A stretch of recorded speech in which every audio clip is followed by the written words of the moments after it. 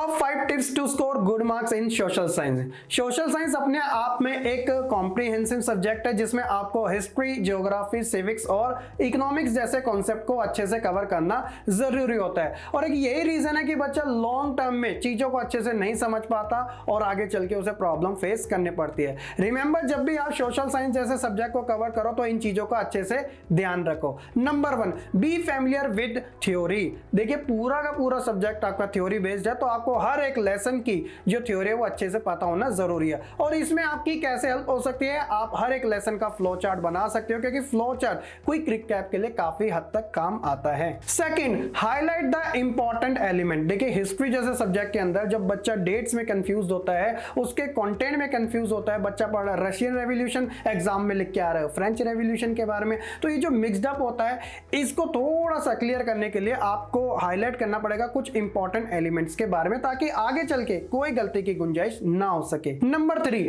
Understand the answers. सबसे बड़ी कमजोरी बच्चों की यह है कि जब वो सोशल साइंस जैसे सब्जेक्ट के अंदर चैप्टर्स की थ्योरी अच्छे से समझ लेते हैं, तो जब बात आती है क्वेश्चन को आंसर करने की, तो बच्चा क्या करता है, उसमें ओवर द लिमिट सारी चीजों को मेंशन कर देता है।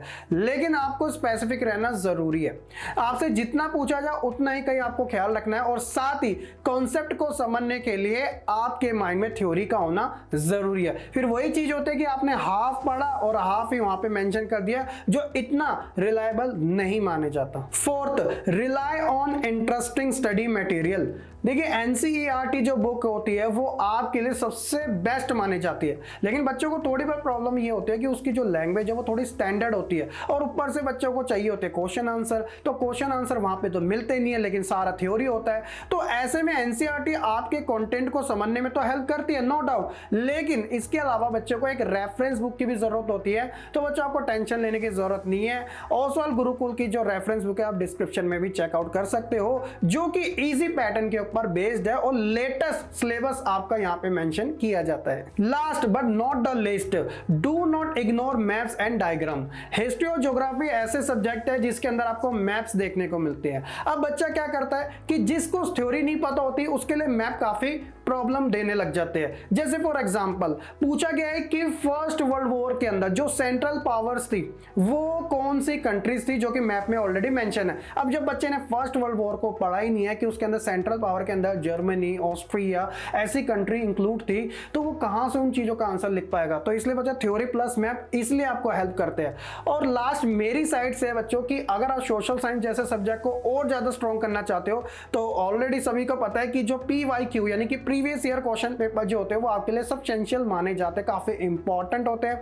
उनसे आपको एक स्टैंडर्ड का पता चलता है कि एग्जामिनर आपसे पूछना क्या चाहता है इस सब्जेक्ट से रिलेटेड क्वेश्चन आंसर के बारे में। जरूर चेकआउट कीजिएगा और इन सभी टिप्स को फॉलो कीजिएगा। देखना आपका सोशल साइंस जैसा जो सब्जेक्ट है वो नेक्स्ट लेवल का होगा, और टेंशन लेने की जरूरत नहीं है। मैं आपको सोशल साइंस से रिलेटेड ही वैसे भी कंटेंट आपको प्रोवाइड करवाता हूं। आप एक बार प्लेलिस्ट जरूर चेकआउट कीजिएगा।